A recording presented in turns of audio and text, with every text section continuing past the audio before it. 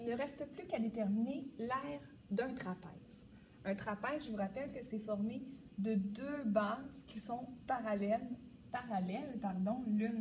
l'une à l'autre. La grande base, nous l'appellerons B majuscule, donc d'ici jusqu'ici B majuscule, et la petite en haut, nous l'appellerons B minuscule ou petit b.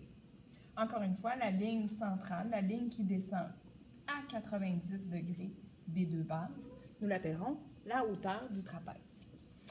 Comme pour toutes les autres formules, nous utiliserons un deuxième trapèze qui est tout à fait semblable, qui est exactement identique en fait au premier. Par contre, nous le couperons encore une fois sur sa hauteur.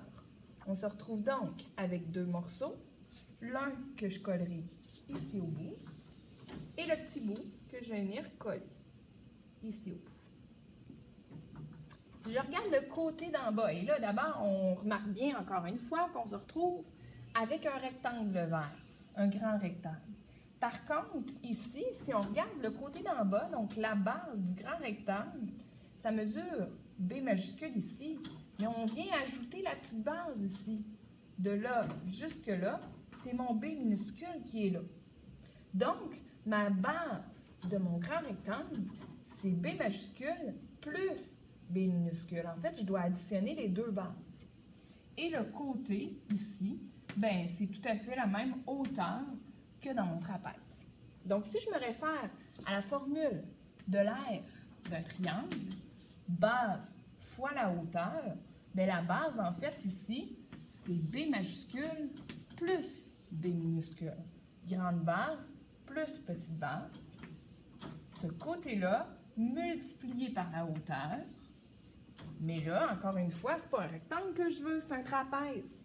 Il est formé, cette fois-ci, de deux trapèzes.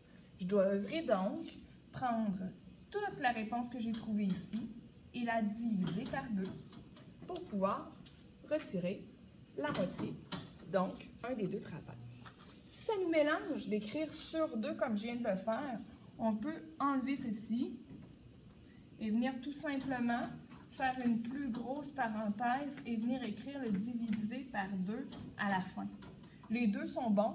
L'important, c'est vraiment de faire un égal sur votre calculatrice, donc de trouver la réponse totale de tout ce qui est ici avant de diviser par 2 si on veut que la réponse soit adéquate. Moi, je vous avoue que je préfère, pour que ce soit moins mélangeant, venir mettre une grande barre, donc sur divisé par 2. La formule pour trouver l'aire d'un trapèze est donc grande base plus petite base multiplié par la hauteur et tout ça divisé par 2.